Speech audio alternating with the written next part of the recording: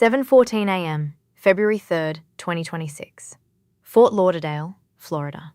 11 federal agents spread in a loose perimeter around Slip 22 at Bahamian Marina. No sirens, no lights. 4 wore civilian clothes. 3 carried credentials folded against their palms. Estimated recovery target, $4. 2 million. Time since the original crime, 17 years, 3 months, and 11 days. The man they were closing on was loading ice chests onto a 42-foot sport fisher. He had a cup of coffee in his right hand and a clipboard under his arm. His charter clients were due at 7:30. He never saw them until they were 8 feet away. His name, the name he'd been using for 9 years, was Daniel Marsh. Senior Operations Manager at Coastal Navigator Marine Services. Married. 2 kids in local schools. A man with a Florida driver's license, a legitimate LLC, and a social security number that belonged to someone who had died in the winter of 1971 before Marcus Ellery was old enough to walk. That gap, 53 years between a dead man's identity and a living one, was what finally brought 17 federal agents to a marina on a Tuesday morning in February 2026. The case they were closing had been opened in the spring of 2008. Marcus Ellery was 31 years old when he first arrived at the Naval Surface Warfare Center in Dahlgren, Virginia. He came in through a staffing contractor, mid-level procurement analyst, cleared for unclassified systems acquisition work. Nothing remarkable about his file. A state school degree in business administration, 2 years at a defense logistics firm in Northern Virginia, references that checked out. He wore the right badge. He attended the right meetings. He submitted the right paperwork. For the first 7 months, that was true. Dahlgren is a research installation, not a public-facing agency. The Naval Surface Warfare Center handles weapons systems development, surface ship combat systems, electromagnetic railgun programs. Work that generates invoices in the hundreds of thousands on a routine basis. The procurement cycle moves fast. Vendors submit, contracting officers review, payments process. The system depends on a baseline assumption, that the people submitting paperwork are doing so honestly. Ellery understood that assumption precisely. Between September 2006 and March 2008, 18 months, he submitted procurement invoices through 11 separate shell companies registered across 4 states. The companies had names that sounded like legitimate defense subcontractors. Technical Logistics Associates, LLC, Integrated Systems Consulting Group, Meridian Naval Support Services. Each had a registered agent, a business address, a tax ID. Each had been incorporated between 12 and 30 months before the first invoice was submitted. Old enough to look legitimate, recent enough that no one had looked closely. The invoices described services, technical documentation review, systems integration consulting, logistics coordination support. Work that is difficult to audit because the deliverable is a report, or a meeting, or an assessment. Paper that creates paper. Ellery had access to the requisition system.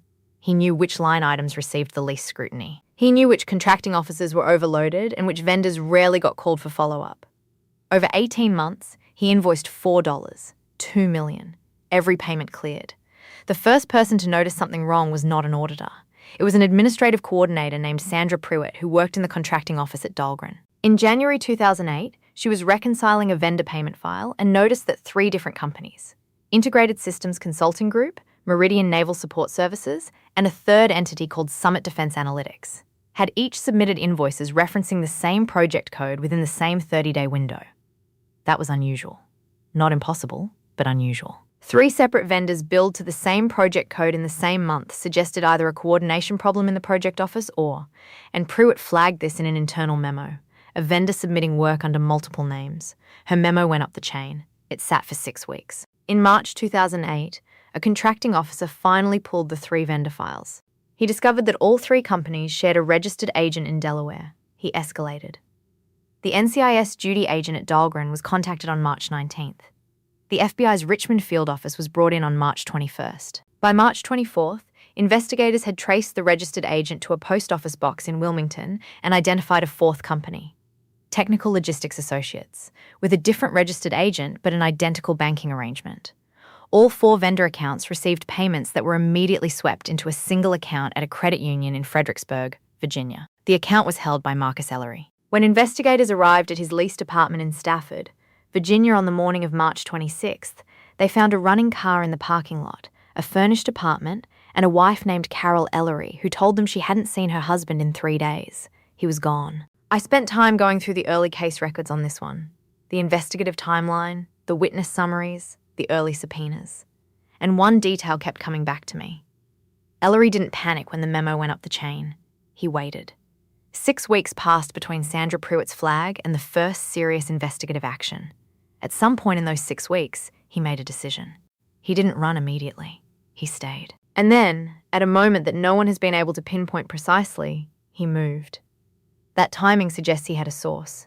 The FBI never confirmed it. But the case file from 2008 includes a line, buried in an interview summary, noting that 3 employees in the contracting office had casual social contact with Ellery outside of work. One of them left the agency 6 months after the investigation opened and moved to a different state. That thread was investigated and closed without charges. It's listed as unresolved in the final case file. The Richmond field office ran hard for 3 years. They interviewed 40 witnesses. They traced 11 shell companies through 3 layers of registered agents. They obtained records from 7 banks in 4 states. They issued subpoenas to the credit union in Fredericksburg and reconstructed every transaction through Ellery's account. $4, $2 million in, $4, $2 million out, swept to accounts in Florida and then offshore. They traced the money through 2 layers of routing. It moved into an account at a Bahamian bank. Then it split into 3. 2 of those destinations went dark. The third, $1. $1 million. Sat in a series of accounts that Ellery never touched, as if he had set them aside and forgotten them, or simply never needed them. The last confirmed sighting was a gas station ATM in Pensacola, Florida, March 31st, 2008. Ellery withdrew $400. The camera captured a clear image. He was wearing a baseball cap and a jacket. He looked at the camera once, briefly, then looked away. After that, nothing. For 3 years. In 2011, the FBI officially classified the Ellery case as cold. The warrant had been signed in May 2008. It sat in a file drawer at the Richmond field office. Technically active, practically dormant. Federal fugitive warrants don't expire. The case agent, a special agent named Warren Collis, kept the file on his desk until he retired in 2019. He took a copy of the case summary with him when he left. He had spent 11 years working it on weekends. Here's what this case tells us about financial fraud in a closed federal contracting environment. The vulnerability isn't the auditing system. The system caught the anomaly. The vulnerability is the 6-week gap between the flag and the action. In that window, a sophisticated operator with a source inside the process can see what's coming and disappear before anyone has a name to search. Ellery understood that gap. He built his exit around it. What nobody expected, what the case file doesn't fully account for, is how he rebuilt himself afterward. Marcus Ellery arrived in South Florida sometime in late 2008 or early 2009. No one knows the exact date because the man who arrived wasn't Marcus Ellery.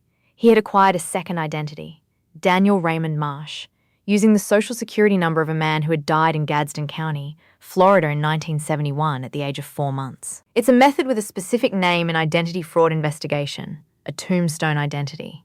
You find a death record for someone born in approximately the same year as you, someone whose death occurred before the modern system of cross-referencing social security numbers with death records was standardized. You acquire the number. You build credit history slowly. You become someone. Ellery became Marsh over roughly 18 months. Florida driver's license, state business registration, a bank account at a regional institution. He started small. Boat maintenance, then charter bookings as crew, then a partnership in a small operation out of Dania Beach. By 2013, he had incorporated Coastal Navigator Marine Services and was operating as a senior partner. He was good at it.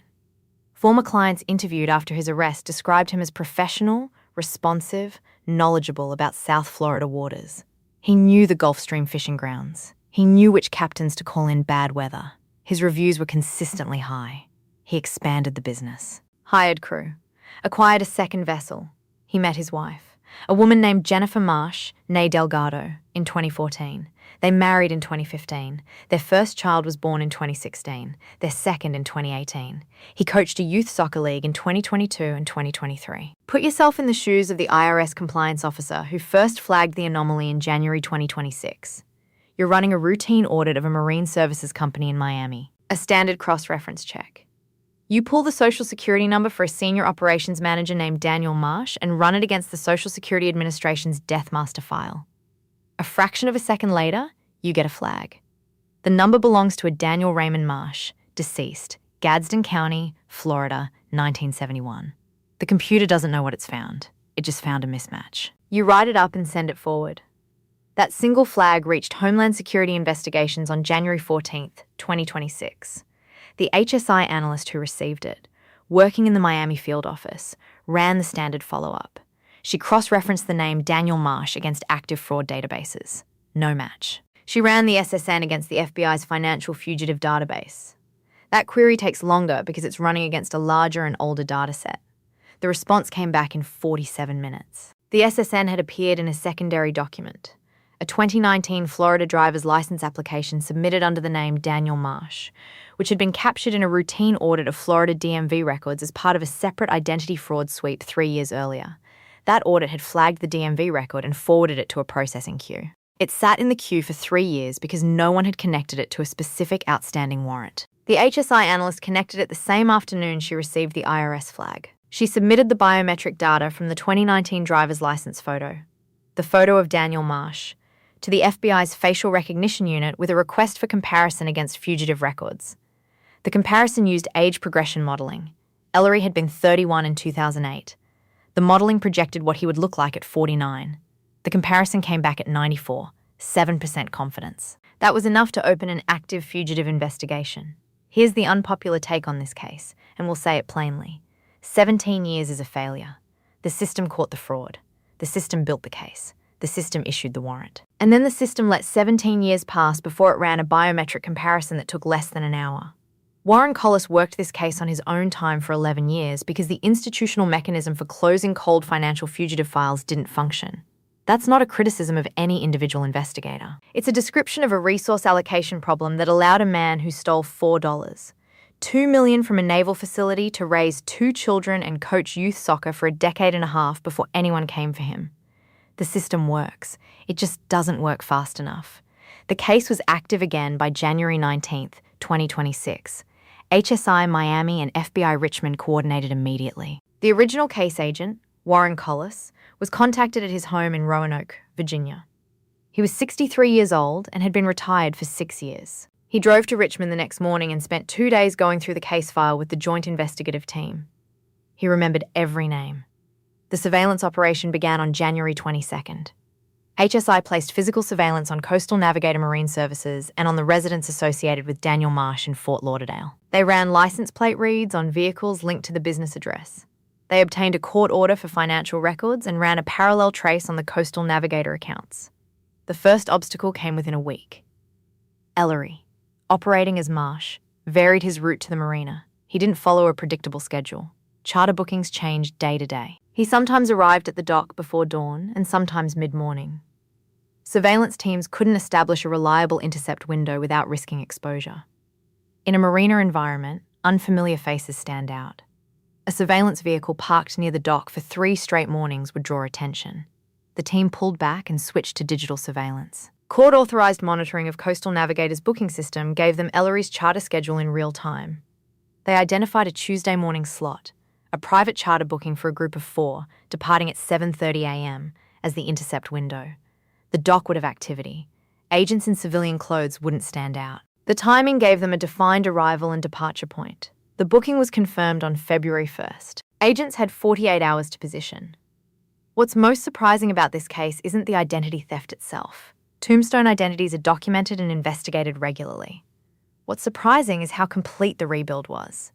Ellery didn't just acquire a name. He built a life around it that was structurally indistinguishable from legitimacy. Business incorporation, credit history, marriage records, children's school enrollment, a 4. 8-star rating on a charter booking platform. Every layer of institutional verification that might flag a false identity had been satisfied. He had been Daniel Marsh for long enough that Daniel Marsh had become real. That's not improvisation. That's a plan built before he ran, which raises a question the case file doesn't answer. When did he build it? The Delaware shell companies were registered between 12 and 30 months before the first fraudulent invoice.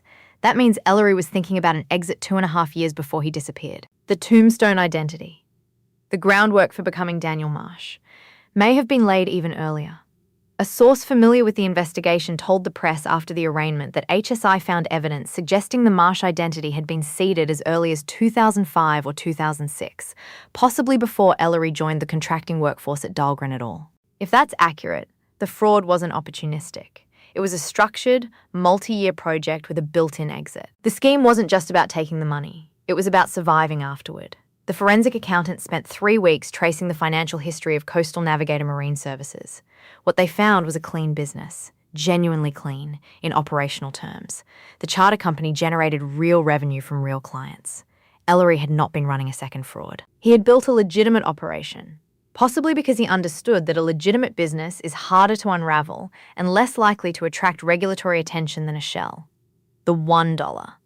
1 million sitting in the Bahamian accounts was a different story. Those accounts had been opened in 2008 and 2009. The money had been moved in 3 tranches and then left untouched. No withdrawals, no transfers. The accounts had been maintained, fees paid, documentation renewed, but the balances had not been touched in 17 years. HSI and the IRS Criminal Investigation Division coordinated with Bahamian financial regulators and obtained records. The accounts were held under corporate names that traced back to a Bahamian registered agent. The registered agent had no record of ever meeting his client in person. The other $3, 1 million, was gone. Investigators traced fragments: a cash purchase of a boat in 2009, rental payments on an apartment in the Florida Keys that turned out to have been vacated after 8 months, a wire transfer to a Mexican bank in 2010 that terminated at an account that had since been closed. The bulk of the money had been spent or moved in ways that left no recoverable trail. 17 years is a long time for a paper trail to go cold. There's a line in the asset forfeiture summary from the federal prosecutor's office that reads almost like fiction. Of the $4, 2 million in fraudulent proceeds, $1. 1 million remains identifiable and subject to recovery. The remaining $3. 1 million is unaccounted for and is not expected to be recovered through available investigative means. $3.1 million. Gone. What do you think? Is that acceptable for a case this old? Does the passage of time excuse the failure to recover, or does the unrecovered money mean the case was never fully closed? Drop your answer in the comments. On the morning of February 3rd, 2026, 11 agents from HSI Miami and 3 from FBI Richmond positioned around Bahamian Marina beginning at 6:40 a.m. The charter group, 4 civilians, a fishing party from Georgia, had already checked in at the dock office. They were waiting near the fuel dock. They didn't know anything unusual was about to happen. They would later have their charter refunded and their morning disrupted. Ellery arrived at 7:09 a.m. He drove a white pickup truck registered to Coastal Navigator Marine Services. He parked in the marina lot, collected 2 ice chests from the truck bed, and walked toward the dock. He was wearing a cap with the company logo. He had a cup of coffee. The agents let him reach the boat. Standard protocol in a marina arrest: wait until the subject is at the slip, moving away from the vehicle, away from the parking lot, with water on 3 sides. Reduce the variables. Minimize civilian exposure. He had 1 foot on the dock ladder when the lead HSI agent identified himself. Ellery did not run. He did not reach for anything. He set the coffee cup on the dock railing and turned around slowly. The agent who made the arrest later described his expression as something closer to resigned than surprised, as if he had always known the Tuesday morning would eventually come but hadn't known which Tuesday. He was placed in handcuffs at 7:13 a.m. The charter clients watched from 20 feet away. The tactical piece of this operation was cleaner than most. A controlled location, a defined time window, a subject with no known weapons history. But there had been a secondary concern the team had built contingency plans around: Ellery's boat. The sport fisher was fueled, provisioned, and ready to depart. If the arrest had come 10 minutes later, he would have been underway. If he had made it to open water, the intercept would have required Coast Guard coordination and a very different set of options. The team had a Coast Guard fast response cutter on standby 3 miles offshore, coordinated through the 7th District. They never needed it. 11 miles between slip 22 and open water. That's what the margin came down to. The arrest was clean. But what came next was more complicated. Jennifer Marsh. Jennifer Ellery, as she would legally become during proceedings, was interviewed by HSI agents at the couple's Fort Lauderdale residence later that morning. She had been told by phone that her husband had been arrested, but not the reason. When agents arrived and explained the nature of the charges, her initial response, according to the interview record, was confusion. Not the kind that looks like someone deciding how much to admit, but the kind that comes from a framework collapsing. She had known him for 12 years. She had been married to him for 9. She had 2 children with him. She had built a business with him and built a life. Every document she had ever signed with him, the mortgage, the children's school enrollment, the insurance policies, was in a name that didn't legally exist. The interview lasted 4 hours. Agents found no evidence that Jennifer Marsh had knowledge of her husband's real identity or his prior criminal history. She did not know about the Bahamian accounts. She did not know about the 11 shell companies or the Naval Surface Warfare Center or the name Marcus Ellery. The federal prosecutor's office confirmed she was not a target of the investigation. Her lawyer issued a statement the following week. 3 sentences. Warren Collis drove from Roanoke to Richmond on February 4th, 2026. He was 63 years old. He sat in the gallery at the arraignment and watched Marcus Ellery. In a federal detention facility jumpsuit, 17 years older than the booking photo Collis had memorized. Enter a not guilty plea through his attorney. Collis didn't speak to the press afterward. He drove back to Roanoke. Here's the thing, and this is the part of the case that doesn't resolve cleanly even after the arrest. Collis spent 11 years working this on his own time. He retired. He kept a copy of the case summary. He drove 4 hours to watch an arraignment for a case he hadn't officially worked in 6 years. That's not institutional dedication. That's personal. And it raises a question the case file doesn't address and the federal prosecutor won't comment on. Was there a point at which the system should have picked this back up on its own without a retired agent maintaining a personal vigil? The IRS compliance flag that cracked the case wasn't generated by anyone actively looking for Marcus Ellery. It was a routine audit. The facial recognition match happened because an HSI analyst in Miami was doing her job and made a connection that 3 years of queued records hadn't made automatically.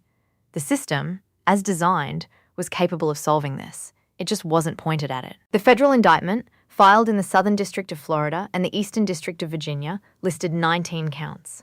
Wire fraud, theft of government funds, identity fraud, Social Security fraud, false statements to a federal agency. The most serious counts carried maximum sentences of 20 years each.